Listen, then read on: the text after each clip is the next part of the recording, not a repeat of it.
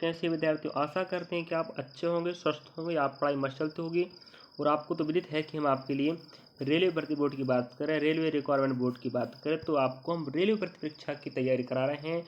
और आपको पता होना चाहिए हम एक तीर तीन शिकार कर रहे हैं, NTPC, group D, RPF, constable, इन सब के लिए मैं आपको कॉमन मैथ्स पढ़ा रहा हूँ। रीजनिंग कॉमन चल रहा है, जीके कॉमन चल रहा है, क्योंकि इन तीनों का जो जीकेजीएस, मैथ्स और रीजनिंग का जो पैटर्न प्रश्नों का बिल्कुल सेम टू सेम है। बाकी प्रश्न का जो संख्या वो अलग अलग आएगा, वो तो आपको पता है, पहले वीडियो बना चुके हैं। लेकिन जो प्रश्न के प्रकार हैं, जो टॉपिक आ रहे हैं मैथमेटिक्स का, रीजनिंग का, जीकेजीएस का, सबका बिल्कुल कंबाइन है। इसलिए एक तीर तीन शिकार हो रहा, ध्यान रखें। अगर आप जीकेजीएस का एनालिसिस चाहते हो किस टॉपिक का, आरपीएफ कांस्टेबल को, तो बता दें विद्यार्थियों, हम आरपीएफ कांस्टेबल का जीकेजीएस का एनालिसिस भी कवर करा रहे हैं। इसके लिए अलग से प्ले स्टोर का नाम बता देते हैं आपको, आरपीएफ कांस्टेबल जीकेजीएस एनालिसिस करके प्ले लिस्ट डाला, वहाँ पर आपको जितने एग्जाम हो चुके हैं उनका हम सभी शिफ्टों का ना कह सकते हैं, दो या एक शिफ्टों का हमने कवर करवाया है। आप जाके देखिएगा प्रश्न किस प्रकार के आ रहा है, प्रश्न किस प्रकार बनाया जाता है। तो ये जानकारी सिर्फ नए विद्यार्थियों के लिए, जो विद्यार्थी पहले जुड़ चुका है उसको तो पता ही होगा कि हम क्या पढ़ा रहे हैं। कुछ विद्यार्थी नए होते हैं तो उनको जानकारी बताना पड़ता है। मेरे प्यारे विद्यार्थियों, ध्यान रखें, तो आप बुरा ना मानिएगा कि सर आप शुरू में ही कुछ भी बताते रहे, तो ऐसा जानकारी नहीं है। क्योंकि जो नए होते हैं उनको अपडेट करना पड़ता है कि भाई हमारे पास है तो क्या है। और आपको जीकेजीएस, मैथ, रीजनिंग और जो पीवाई की क्लास कवर हो रहा है, इसकी जानकारी अगर आपको चाहिए प्ले लिस्ट के रूप में, तो आपको बता दें रेलवे भर्ती परीक्षा 2025-26 पीवाई की classes NTPC, group D, RPF पे कांस्टेबल करके प्ले लिस्ट डला, वहाँ जाके मिल जाएगा। तो आपको हम बता दें जीकेजीएस के प्रश्न कवर करा रहे हैं पीवाई की क्लास, जिसमें हम आपको टॉप 20 प्रश्न दिखाते हैं जो आगामी भर्ती परीक्षा में आपको काम देने वाले हैं। और पिछले साल के प्रश्न ही ध्यान रखें, प्रश्नों के माध्यम से समझना कि प्रश्न किस प्रकार का पूछ रहा था। चलिए लेके चलते हैं आपको टॉप 20 प्रश्न के माध्यम से, लास्ट तक बना रहेगा। पहला प्रश्न हमें कहता है, इनमें से किसने पहली बार यूनाइटेड नेशन शब्द का इस्तेमाल किया था या प्रयोग किया था। तो आपको याद होनी चाहिए, जिसे हम UN कहते हैं, मतलब होता है यूनाइटेड नेशन। तो आपको पता होगा जो विश्व की सबसे बड़ी एक संस्था है, यूनाइटेड नेशन शब्द का प्रयोग हमारे फ्रैंकलिन डी रूजवेल्ट ने पहली बार किया था, रखिएगा। और यह प्रश्न एक बार नहीं पूछा मेरे विद्यार्थियों, पहले भी अनेकों भर्ती परीक्षाओं में पूछा जा चुका है, याद रखिएगा। फ्रैंकलिन डी रूजवेल्ट ने क्या किया था, UN शब्द मतलब यूनाइटेड नेशनल शब्द का प्रयोग किया था। अगला प्रश्न आप देख पा रहे होंगे, भारतीय राष्ट्रीय कांग्रेस के अधिवेशन में भारतीय राष्ट्रगान पहली बार किस वर्ष गाया गया था। तो आपको पता होगा कि इसका प्रश्न आपको पहले पूछा जा चुका है कि भारतीय राष्ट्र की स्थापना कब हुआ है, किसने किया था, पहले अध्यक्ष कौन थे। मैं पहले भी पढ़ा चुका हूँ और बता चुका हूँ, इसलिए बोल रहा हूँ जो टॉपिक एक बार पूछ लिया, समझ जाए कि उस टॉपिक से अगली बार प्रश्न फिर पूछेगा। इसी प्रकार पे कांस्टेबल में वैसे ही पूछ रहा है, जो SI तो आप दे चुके होंगे, और न्यू एडिशन के प्रश्न हम कवर करा रहे हैं जो एग्जाम में आ चुके हैं या आ रहे हैं, समझे।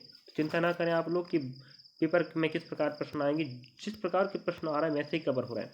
तो पहली बार भारतीय राष्ट्रीय कांग्रेस के अधिवेशन में 1911 में पहली बार क्या गाया गया था, राष्ट्रगान। आपको पता होना चाहिए भारत का राष्ट्रगान और एक होता राष्ट्रगीत, तो राष्ट्रगान की बात हो रही है। तो राष्ट्रगान को पहली बार भारतीय राष्ट्रीय कांग्रेस के 1911 में अधिवेशन हुआ था, उस समय गाया गया था पहली बार। अगला प्रश्न आप देख पा रहे होंगे, अगला प्रश्न हमें यहाँ पर कह रहा, देखिए विद्यार्थियों, चंद्रमा पर उतरने वाला पहला अंतरिक्ष यान कौन सा था। तो उसका नाम क्या रहेगा, अपोलो 11, अपोलो 11। तो क्या नाम रहेगा, अपोलो 11। आपको मेरे विद्यार्थियों बगल में पेन कॉपी रख के बैठना, जितना भी हम पढ़ाएं आपको जानकारी पूरा, मैथ चाहे रीजनिंग हो चाहे जीके जैसे, नोट डाउन करना है। और क्योंकि प्रश्नों का रिपीटेड होगा और उसी टॉपिक से प्रश्न फिर पूछेगा, तो आपको समय रहते टॉपिक को उठा के पढ़ना है और ऐड जानकारी जितना बता रहा उतना लिखना है। तो चंद्रमा पर उतरने वाला पहला अंतरिक्ष यान का नाम क्या था, अपोलो 11। और पहली बार किसने उतरा था, अमेरिका के वैज्ञानिक नाम का पता होना चाहिए, नील आर्मस्ट्रॉन्ग, जिनका नाम तो आप जानते होंगे, नील आर्मस्ट्रॉन्ग, है कि नहीं, याद रखिए, लिख लीजिएगा।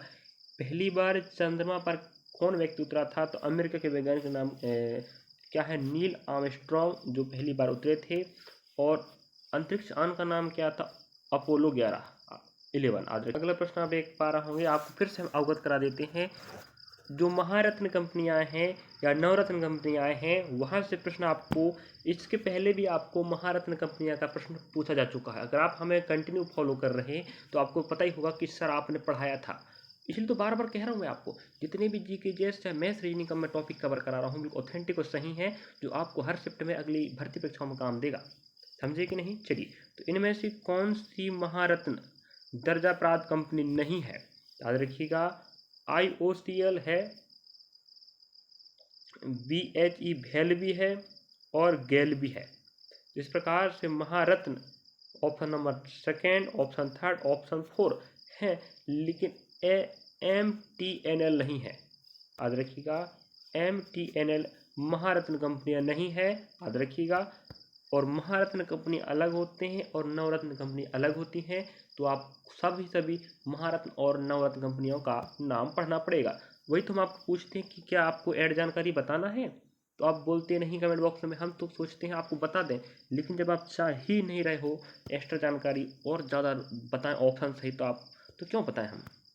हम प्रयास कर रहे हैं, लेकिन जितना भी हो सके उतना बता सकें। अगर आप चाहते हैं ऐड जानकारी बहुत ज़्यादा रूप में, तो आप लोग हमें कमेंट बॉक्स कमेंट कर सकते हैं। चलिए, अगला प्रश्न आप देख पा रहे होंगे, हमें यहाँ पर कह रहा है नृत्य शैली चेडी की उत्पत्ति किस राज्य में हुई? ध्यान रखें, इस प्रकार नृत्य शैली नृत्य किस क्षेत्र प्रसिद्ध सबको बननी चाहिए आपको? तो नृत्य शैली चेडी जो हमारे हिमाचल प्रदेश राज्य में उत्पत्ति हुई है। अगला प्रश्न आप देख पा रहे होंगे, यहाँ पर हम बोल रहा है पुरातात्विक स्थल, मतलब पुराने जो साक्ष्य आपको मिल रहे हैं उन स्थलों को हम क्या बोलते हैं? पुरातात्विक स्थल। उस स्थल का नाम क्या है? सरकोटदा। किस राज्य में स्थित है? याद रखिएगा, गुजरात में। जिसकी राजधानी क्या है मेरे विद्यार्थी? गांधीनगर। अगर आप प्रश्न पूछ लेते हैं कि नहीं क्या है गांधीनगर, तो पुरातात्विक मतलब आप हम बता चुके हैं, पुराने जमाने के जो साक्ष्य हैं मिलने वाले स्थानों को हम क्या बोलते हैं? पुरातात्विक स्थल। उस स्थल का नाम क्या है? सरकोटदा। जो किस राज्य में पड़ता है ये पूछ रहा है आपको, याद रखिएगा, आंसर क्या? गुजरात। अगला प्रश्न आप देख पा रहा हूँ, यहाँ पर हमें कह रहा है भारत में सजदा प्रथा किसने शुरू की थी? तो आंसर है आपका हो जाएगा गयासुद्दीन बलबन। ठीक है, बलबन, गयासुद्दीन बलबन ने सजदा प्रथा की शुरुआत की थी। इस प्रकार से आपका क्या हो गया? इतिहास का प्रश्न हो गया।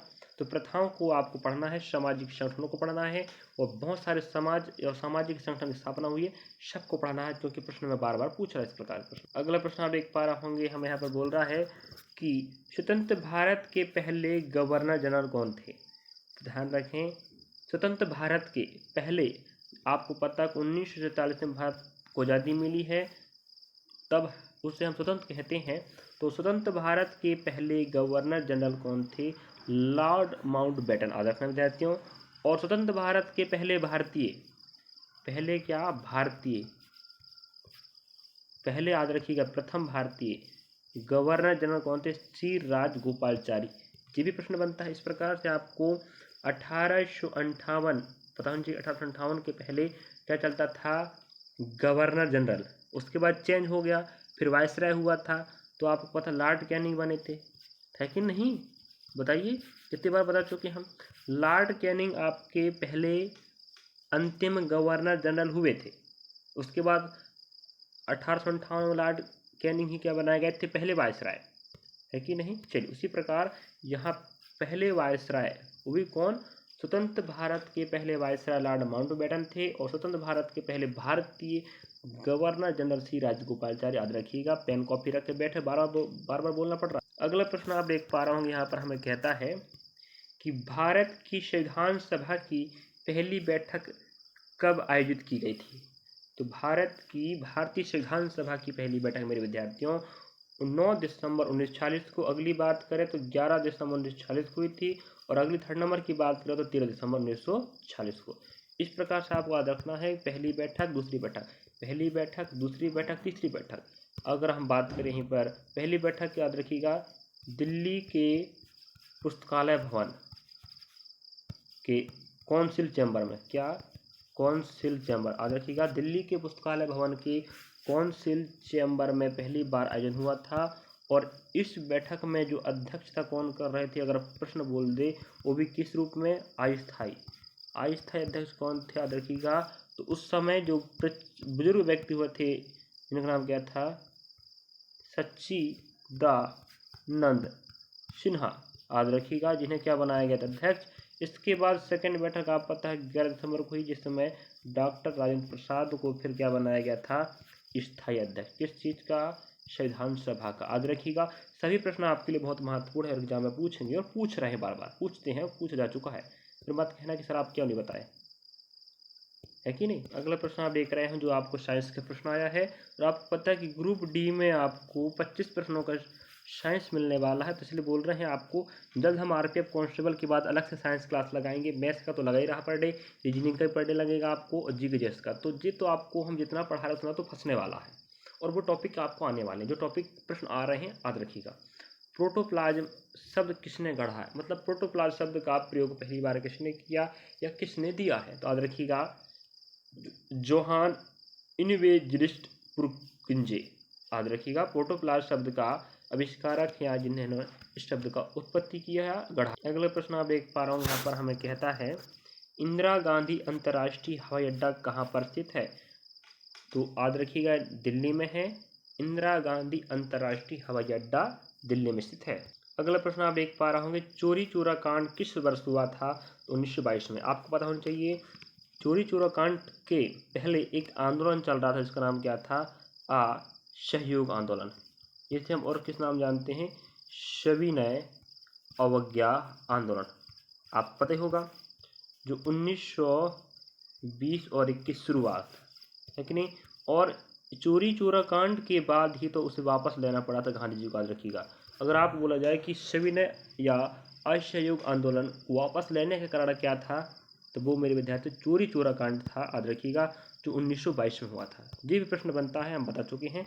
इस घटना में क्या हुआ था कि पुलिस चौकी को फूंक दिया गया था, आग के माध्यम से जला दिया गया, याद रखिएगा, ठीक है। चोरी चोरा एक स्थान का नाम, ध्यान रखना विद्यार्थियों, मत कहना कि चोरी चोरा क्या है। चोरी चोरा स्थान का नाम याद रखिएगा। यहाँ पर जो पुलिस चौकी हुआ करती थी उसको कह सकते हैं आंदोलनकारियों ने क्या किए थे, जला दिए थे पूरा चौकी को, जिस कारण से उसका नाम चोरी चोरा कांड हो गया, जिसके बाद गांधी जी को असहयोग आंदोलन या सविनय अवज्ञा आंदोलन को वापस लेना पड़ा था। अगला प्रश्न आप देख पा रहे होंगे, भले प्रश्न आपका पिछला पुराना है और उस समय पेपर में आपका ये क्या था, आपका करंट अफेयर ग्रुप में था। तो अप्रैल 2019 में जर्मन में मीना कुमारी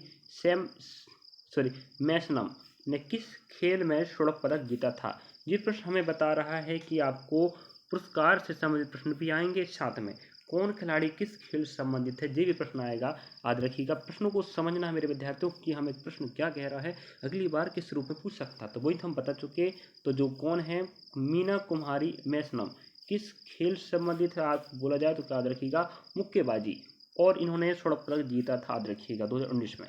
ये प्रश्न आपको बननी चाहिए, समझना पड़ेगा कि प्रश्न पूछ रहा तो कैसा पूछ। अगला प्रश्न आपके समक्ष आप देख पा रहा हूँ यहाँ पर हमें कहता है नंदा देवी राष्ट्रीय उद्यान किस राज्य में स्थित है, याद रखिए उत्तराखंड में। अब इसका नाम उत्तरांचल हो चुका, याद रखिएगा उत्तराखंड का नाम उत्तरांचल हो गया है।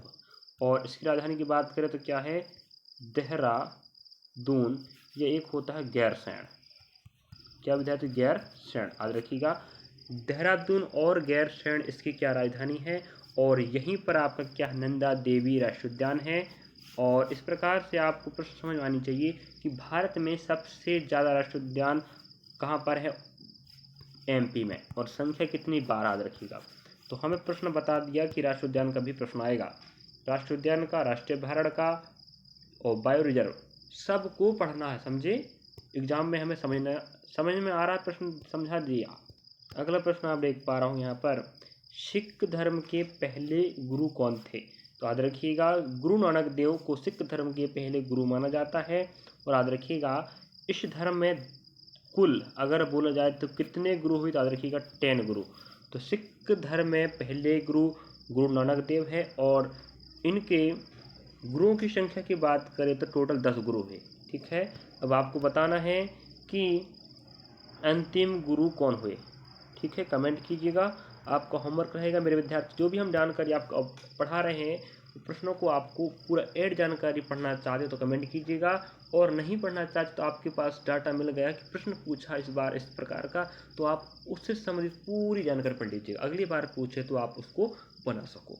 फिर आप कहोगे सर आप बिल्कुल सही कह रहे थे, ऐसे प्रश्न या संबंधित टॉपिक का प्रश्न आया था। चलिए अगला प्रश्न आप देख पा रहा हूँ कि साइंस का प्रश्न आया हमारे समक्ष। निम्न में से कौन सा पशु उत्तक प्रकार नहीं है, मतलब पशु उत्तक प्रकार नहीं कह रहा है, तो निम्न में से कौन सा पशु उत्तक प्रकार नहीं है मेरे विद्यार्थियों, मतलब पशु में नहीं पाया जाता उस उत्तक का नाम बताओ कह रहा है, पशु उत्तक प्रकार नहीं है। याद रखिएगा, त्वचा उत्तक पशु उत्तक है, पेश उत्तक पशु उत्तक है, और सेज उत्तक पशु उत्तक है। मेरिस्टेमेटिक उत्तक जो आपका पशु उत्तक नहीं है, ध्यान रखिएगा। तो यहाँ पर आपको 3 ऑप्शन दिया था जो पशु उत्तक थे, एक दूसरा तीसरा चौथा, त्वचीय पेशी और संयोजी, लेकिन मेरिस्टेमेटिक उत्तक पशु उत्तक नहीं है, आपका आंसर यही होगा। अगला प्रश्न आप देख पा रहा हूँ यहाँ पर शानदार प्रश्न पूछा है, आरबीआई का मुख्यालय कहाँ पर स्थित है, तो याद रखिए मुंबई में, और मुंबई कहाँ पड़ता है, महाराष्ट्र में, और महाराष्ट्र राजधानी क्या मुंबई है। तो इस प्रकार का प्रश्न अगर आपको पूछा गया पहले तो आप कहोगे सर जी बिल्कुल पूछा गया है, आप हमारी वीडियो देख रहे हो कंटिन्यू तो आपको पता होगा कि इसका तो मैं कितनों बार बता चुका हूँ मुख्यालय कहाँ पर है। स्थापना की बात कर ले तो आप पता चाहिए 1 अप्रैल 1935 को 1934 आरबीआई अधिनियम के तहत हुआ था। अगर आप बोला जाए किस अधिनियम के तहत तो बोलेंगे भारतीय रिजर्व बैंक अधिनियम 1934 के तहत 1 अप्रैल 1935 को कहाँ पर हुआ था भाई, कोलकाता में, जो कहाँ पड़ता है पश्चिम बंगाल, याद रखिएगा यहाँ पर हुआ था। इसके बाद इसका मुख्यालय 1937 में मुंबई महाराष्ट्र में लाया गया। इसके बाद याद रखिएगा 1 जनवरी 1949 को इसका राष्ट्रीयकरण हो गया। सब प्रश्न बनता है, और ध्यान रख इसके वर्तमान में कौन, संजीव खन्ना आपके क्या है इसके आरबीआई के गवर्नर, याद रखिएगा। अगला प्रश्न लेके चलते हैं आपको, इस प्रकार ऐड जानकारी हमने आपको बताया है, पढ़ लीजिएगा। अगली शिफ्टों में जो आरपीएफ कांस्टेबल चल रहा है वहाँ पर इस प्रकार प्रश्न मिलेंगे, और अगले पेपर बात करें तो रेलवे भर्ती परीक्षा, NTPC, group D, RPF constable, ALP technician, JE, समस्त भर्ती परीक्षाओं में SSC, bank, railway, state level बात करें, मध्य प्रदेश के शिक्षक है तो मध्य प्रदेश बात कर लेते हैं, वन रक्षक, क्षेत्र रक्षक, जल प्रहरी, महिला पर्यवेक्षक, आबकारी, सभी भर्ती परीक्षाओं में काम देने वाला है, पटवारी सब। अगला प्रश्न देखिएगा, सार्क के सदस्य देशों की संख्या कितनी, याद रखिए 8 है। तो यहीं पर आप बोलते हैं सार्क का मुख्यालय कहाँ, याद रखिएगा नेपाल के काठमांडू में। कहाँ पर विद्यार्थी, नेपाल के काठमांडू में है, याद रखिएगा काठमांडू में। इस प्रकार से आपको समझ में आनी चाहिए, प्रश्न हमें बता रहा है अंतर्राष्ट्रीय व राष्ट्रीय स्तर के संगठनों का मुख्यालय व उनके निदेशक आपको बननी चाहिए। तो सार्क जो है हमारे 8 देशों का क्या एक समूह है जिसका मुख्यालय नेपाल के काठमांडू में है। तो इस प्रकार से प्रश्न हमें समझा दिया है कि नहीं विद्यार्थियों। चलिए अगला प्रश्न लेकर चलते हैं आपको। अगला प्रश्न आप देख पा रहा हूँ यहाँ पर हमें कहता है कि माइकल ओडायर की हत्या किस भारतीय क्रांतिकारी ने की थी। तो याद रखना विद्यार्थियों सरदार उधम सिंह, याद रखना इनका पूरा नाम क्या है, सरदार उधम सिंह, याद रखिएगा। और आपको पता होना चाहिए कि 1919 में 13 अप्रैल आप जानते होंगे घटना, तो आप जानते होंगे 13 अप्रैल 1919 को क्या हुआ था भाई, जालियांवाला बाग हत्याकांड, है कि नहीं, जालियांवाला बाग हत्याकांड। इसी हत्याकांड में सरदार उधम सिंह के परिवार का भी देहांत हो गया था। इस बात को लेकर वो क्या थे, क्रोधित थे, और इसी बात को लेकर सरदार उधम सिंह ने माइकल ओडायर को लंदन में जाके गोली मारा था। सीधी बात, लंदन में जाके इसकी हत्या की थी, ये भी याद रखिएगा। क्यों किया मैं बता चुका हूँ, किस लिए किया, कहाँ पर किया। सरदार उधम सिंह ने लंदन में जाकर माइकल ओडायर की हत्या किया था। और आपको बता दी 13 अप्रैल 1919 में जालियांवाला बाग हत्याकांड, जो अभी वर्तमान में आप कह सकते हो पंजाब में पड़ता है, पंजाब के अमृतसर में, ठीक है, याद रखिए अमृतसर। अगला प्रश्न आप देख पा रहे होंगे यहाँ पर लास्ट प्रश्न कह सकते हैं आप टॉप 20 प्रश्न में, इनमें से किससे आधुनिक वनस्पति विज्ञान का जनक कहा जाता है। याद रखिएगा कॉर्लिनियस को आधुनिक वनस्पति विज्ञान का जनक कहा जाता है। और यहाँ पर हम समाप्त करते हैं टॉप 20 प्रश्नों का इस प्रकार से। और आपको बता देते हैं कि आप मैथ्स पढ़िए मेरे विद्यार्थी, रीजनिंग पढ़िए, जीके जैसे पढ़िए और साइंस पढ़िए, सभी पोर्शन आप कवर होंगे बिल्कुल शानदार तरीके से, ऑथेंटिक और बिल्कुल सही प्रश्न होंगे जो पिछले भर्तियों में आ चुके हैं और वहीं के प्रश्न कवर कर रहे हैं जो एग्जाम आ चुके हैं, और उसी टॉपिक को आपका करना है, रिपीट करना है, पढ़ना है। बिल्कुल मैथ्स जैसे पढ़ा रहा है वैसे ही प्रश्न आएंगे। रेलवे रीजनिंग की बात करें बिल्कुल वहीं, तो आप बता चुके हैं कि आरआरबी का जो एग्ज़ाम पैटर्न है वो सेम है। इस एसएससी के हम जीडी की जब पीवाई की क्लास चला रहे थे 2.5 महीने पढ़ाया मैंने, जो पैटर्न फॉलो कर रहा था बिल्कुल सेम सेम, उसी प्रकार NTPC group D RP constable exam pattern बिल्कुल सबका सेम है। प्रश्न का लेवल हल्का यहाँ हो रहा है पर टॉपिक वही आ रहा है, समझे। चलिए मिलेंगे नेक्स्ट पार्ट था। वीडियो आपको कैसा लगा, अच्छा लगा तो लाइक करें, सब्सक्राइब करें, शेयर करें, और वीडियो को उस विद्यार्थी पर पहुंचा जो विद्यार्थी पढ़ना चाहता है लेकिन आर्थिक रूप से कमज़ोर है, पढ़ नहीं पा रहा है, बड़ी संस्थाओं में जुड़ नहीं पा रहा है, तो आप उसके सहयोग करें, वीडियो को शेयर करें जिससे वो भी पढ़ सके। मैथ्स का प्रश्न कैसे आते हैं, बनाया कैसे जाता है, रीजनिंग के प्रश्न कैसे आते हैं रेलवे में, बनाया कैसे जाता है, जीके के प्रश्न कैसे आते हैं, बनाया कैसे जाता है, इन सबको अगर आप उसका सपोर्ट करते तो वो भी बढ़ सके, आपकी तरह वो भी कुछ पढ़ लिख कर बन सके और आपका नाम ले सके कि आपने मेरा सहयोग किया। चलिए मिलेंगे नेक्स्ट पार्ट साथ। आपने हमें देखा, आप हमें देख रहे हैं, विश्वास कर रहे हो, तो हम आपके साथ विश्वासघात कभी नहीं करेंगे मेरे विद्यार्थियों। चलिए, और जीके जीएस का एनालिसिस भी कवर हो रहा है, आपको बता चुके हैं। दोनों प्लेलिस्ट एक बार विजिट करें और दोनों की दोनों प्लेलिस्ट पढ़ें, पढ़ते रहो, बढ़ते रहो। मिलेंगे नेक्स्ट पार्ट साथ।